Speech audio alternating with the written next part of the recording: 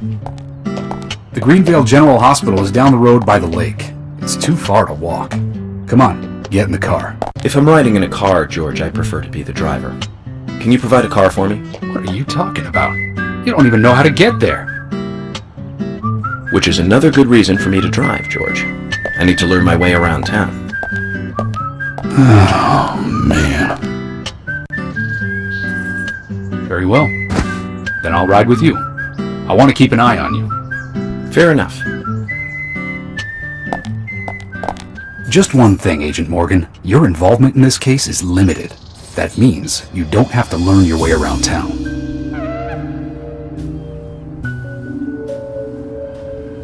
George, we'd better get moving. The hospital closes at 2100.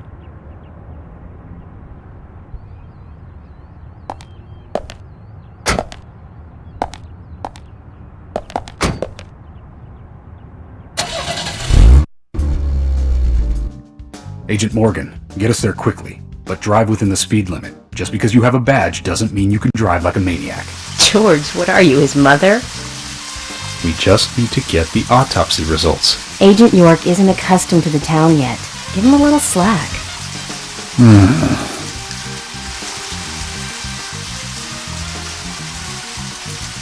Well then, Agent York, let's get going. Sure, sounds good.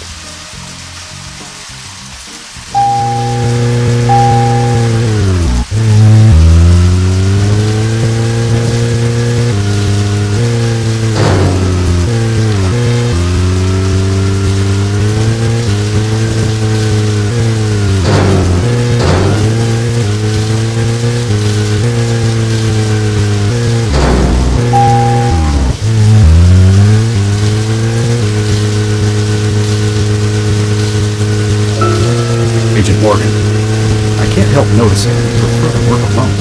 Most of the time, yes. Don't you get lonely, flying all over the country alone? I must say I've never felt lonely. Are you married? Unfortunately, relationships and I are fleeting strangers. I don't get on very well with women. You might be surprised to hear. That's because you're young.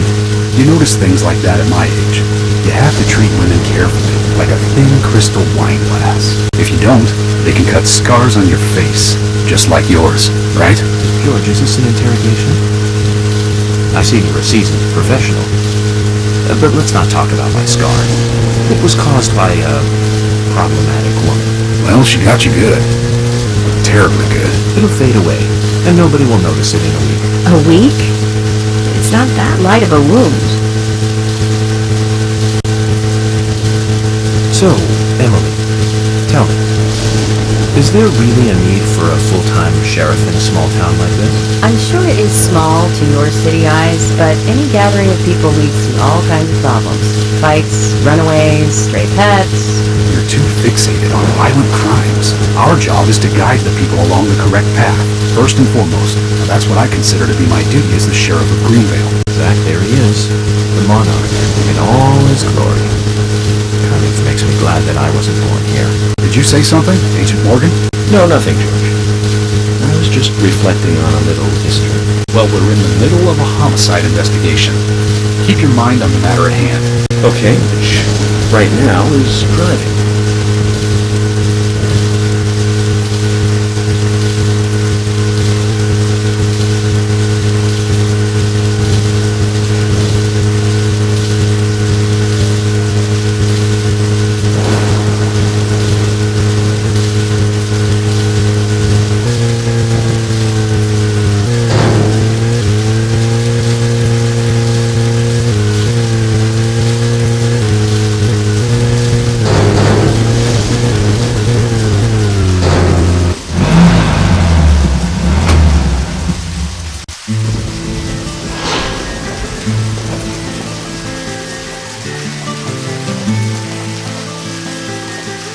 That's a pretty big hospital. I guess they wanted to be ready for town-wide food poisoning? No, it's another leftover from the town's prosperous slumber days. Hard to imagine now, though, isn't it? My mother always talked about how energetic this town used to be. Almost like a gold rush, she used to say. Impressive. But the hotter the fever, the faster it cools. And so now there's hardly anyone left to use this place. It pains me to watch my hometown lose so many citizens. Beyond your understanding, I'm sure. Yes, I'm sorry to say that it is. Indeed. And that's why this case is our problem. There really isn't any need for you to get too involved.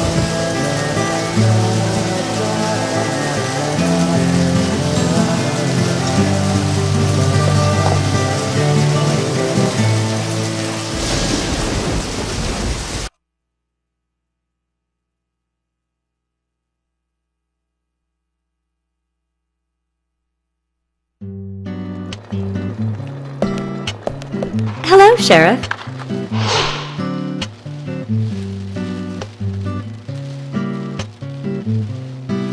Hi there, Fiona. We're here to see Usha. Do you know where he is? I think Dr. Johnson is in the computer room. A computer room? In a hospital? Nice to meet you, Mr. FBI agent. The computer room is where our employees share a computer. Very nice to meet you, too. I'm FBI Special Agent Francis York Morgan. But how did you know I was FBI? Easy. None of the police in this town wear cologne. Besides, that scar on your face is the biggest rumor in town. Rumors get exaggerated as they spread, even in the countryside. What's that you're reading, if I may ask?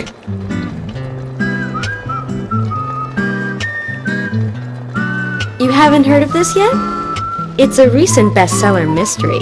It's set in the U.S., a small traditional North American town close to the Canadian border. A peaceful, traditional place.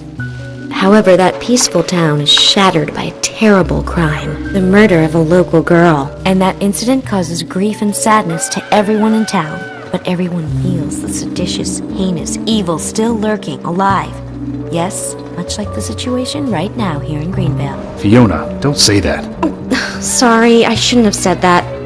With Anna dead and all. Don't worry.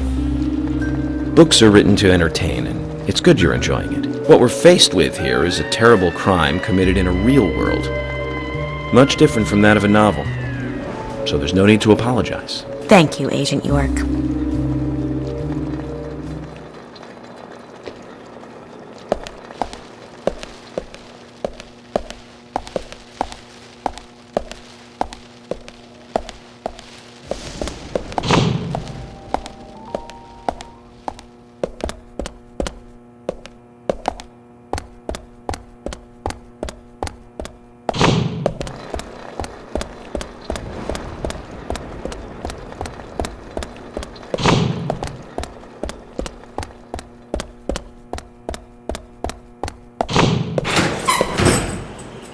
We couldn't find him. Fiona needs to check her information. No, I don't think so. Does the doctor like playing games by any chance? What do you mean? There's a message on the computer, and a card key already set in place. The king passes the rook and meets the bishop. The knight takes a pawn along for the queen. What does that all mean? It's a simple puzzle. Zach, let's take him up on his challenge. You can do this, right?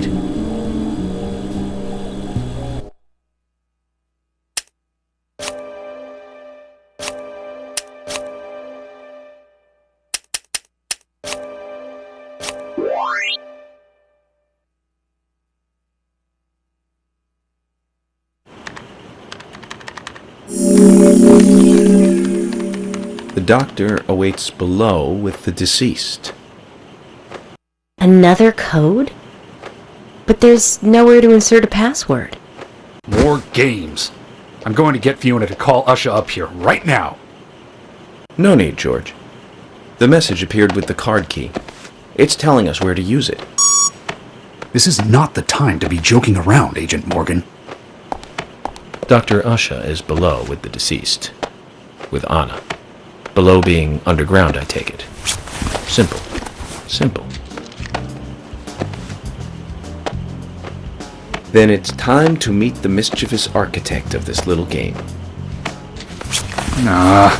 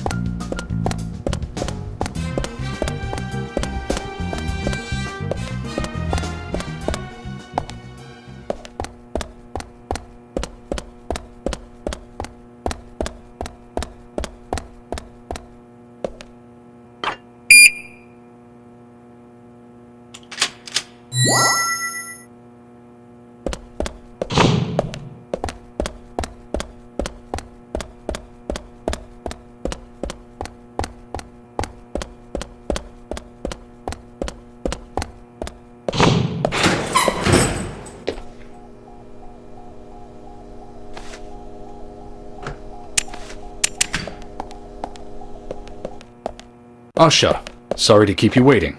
Ah, you made it. Let's get started, shall we?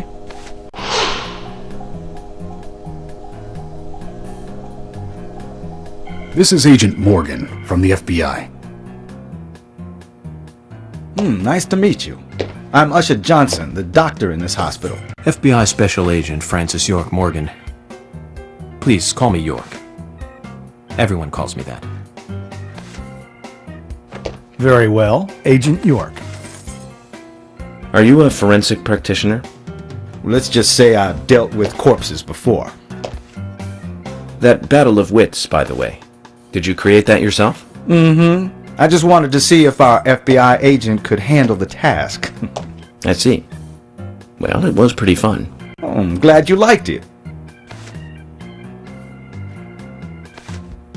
We don't have much time. We need those autopsy results.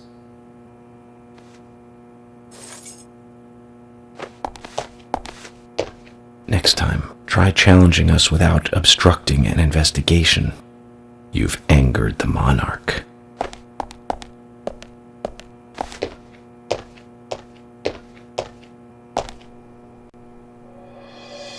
From the onset of rigor mortis, the stiffening of the muscles, the time of death is estimated to be between 20 and 2200 hours. That's still quite early for such a crime to take place. Note that there are 2 exterior wounds, pressure marks around the neck, and a long cut running from chest to abdomen. Blood marks on her right hand tell us she was gripping something round in her right hand.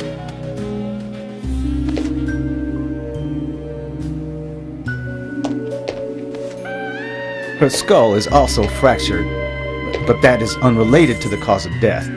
It probably happened to her after she was killed.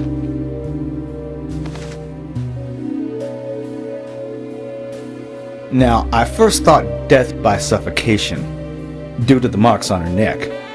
But after further investigation, I now have a different conclusion.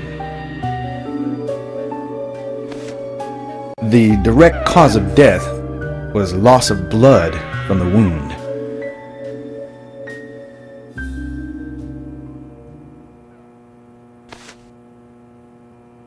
Which means... She was cut up while she was still alive. Yes, a sharp knife was used. It was inserted beneath the sternum and then quickly sliced downwards. The excessive loss of blood from her internal organs is what actually killed her. Her nails are clean, and with no skin cells from the attacker. She also doesn't appear to have been bound nor badly beaten. She was apparently killed without resistance. The most tragic thing, however, was that she was unable to speak her story to anyone who could hear her cries.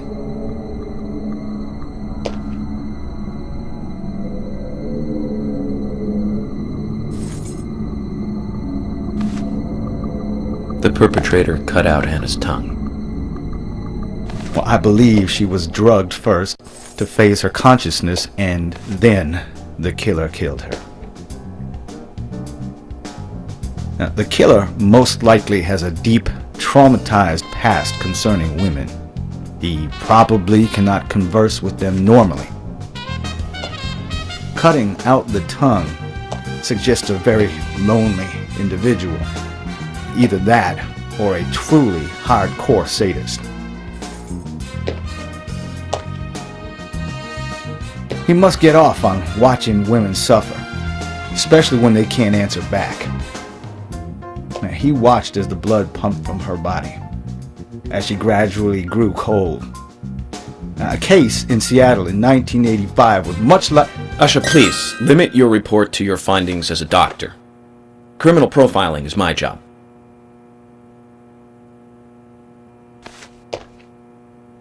You're wrong, also.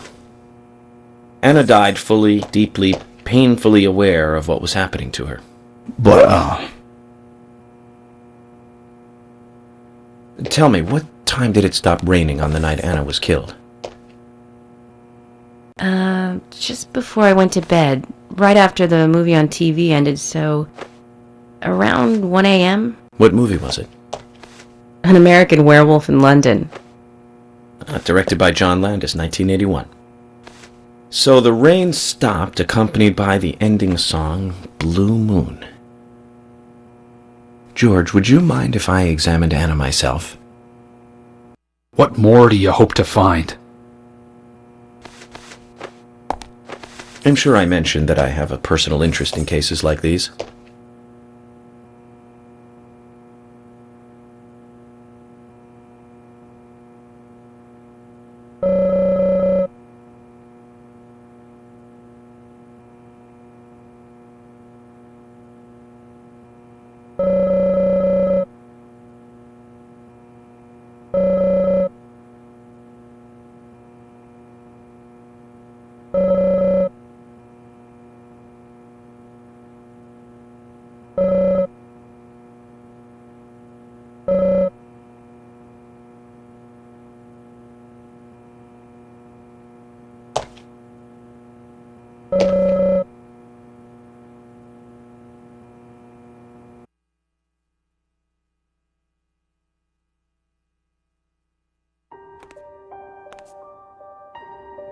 From her lack of resistance, I'd say that Anna's injuries happened very quickly.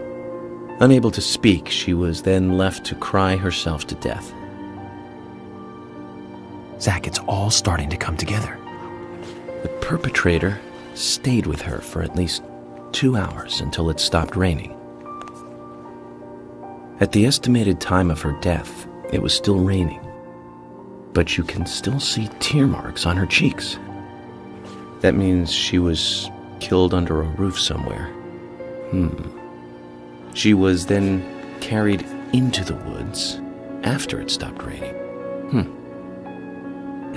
There's one other thing. Her tongue was removed with a very blunt knife. In fact, it's more likely it was simply chopped off. Asha, are you a passionate man? Well, not particularly, but I am man enough should the moment call for it. George, how about you? I'm very passionate. Yes.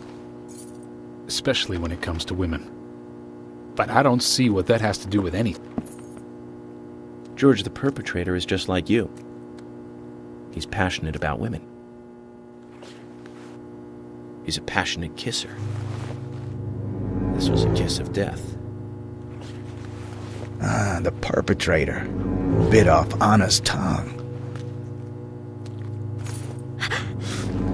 We'll never get a dental print from a wound like this. But this is still a big lead.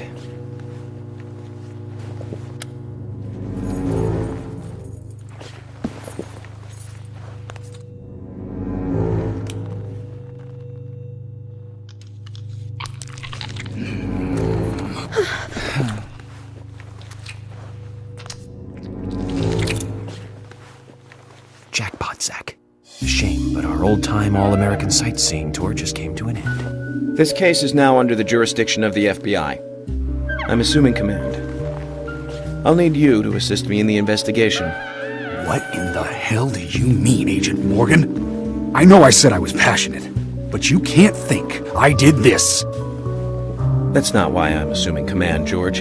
You're a suspect just as much as every other passionate man on Earth. Let me show you something.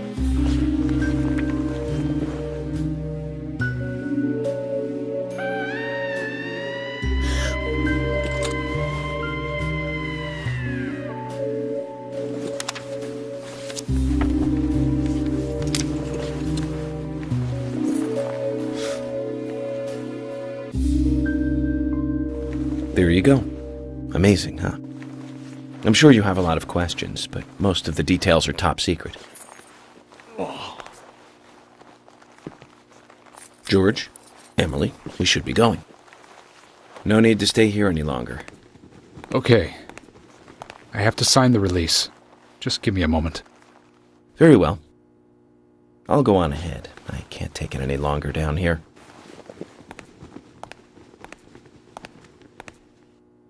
Bishop takes queen. His rook takes your queen. Then your knight takes rook. And checkmate. Huh?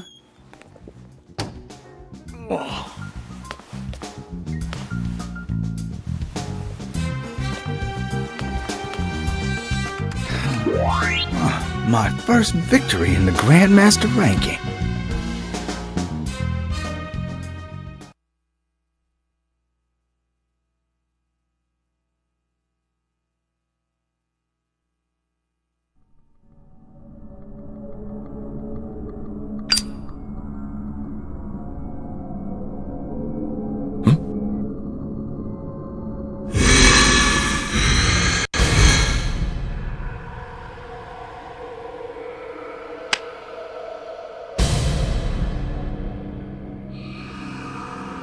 Zack, they're here.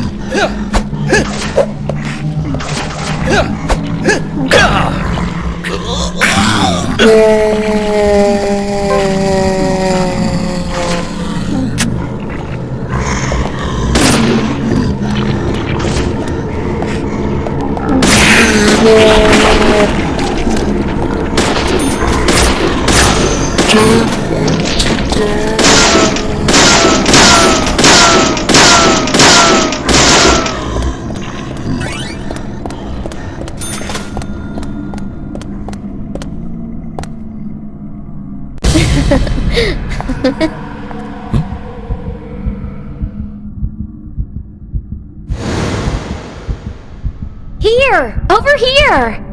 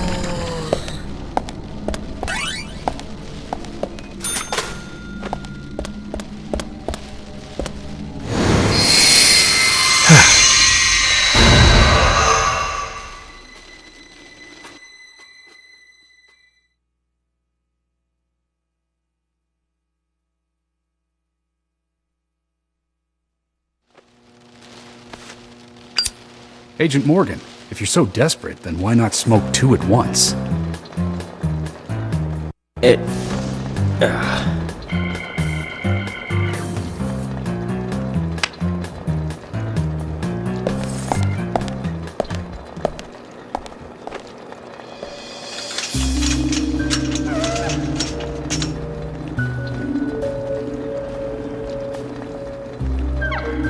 Who's that old man? That's Harry. Harry Stewart. One of the bigger problems around here. His father started up the lumber trade and founded this town. He's a weird one, as I'm sure you can see. Always dressed like that, never speaking to the townsfolk. And just FYI, he owns almost the entire town. Not that that makes any difference. So long as I'm around, he won't be getting away with any funny business.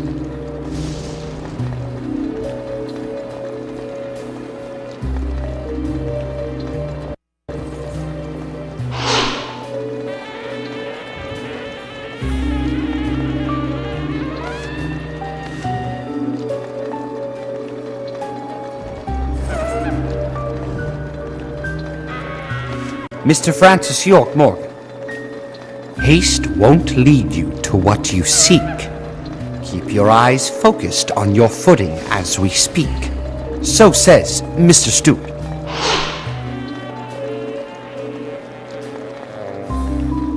Nice to meet you too. How did you know my name?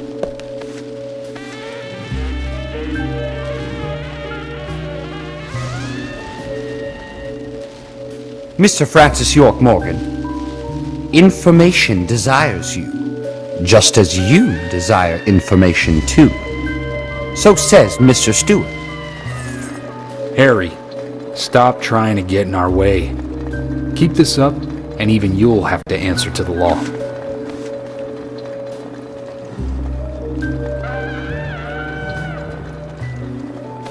Mr. Francis York Morgan, with each rain our town goes mad. To our disdain, unpreventable. So sad. So says Mr. Stewart. Thanks for the warning. Then we shall depart, Mr. Francis York Morgan.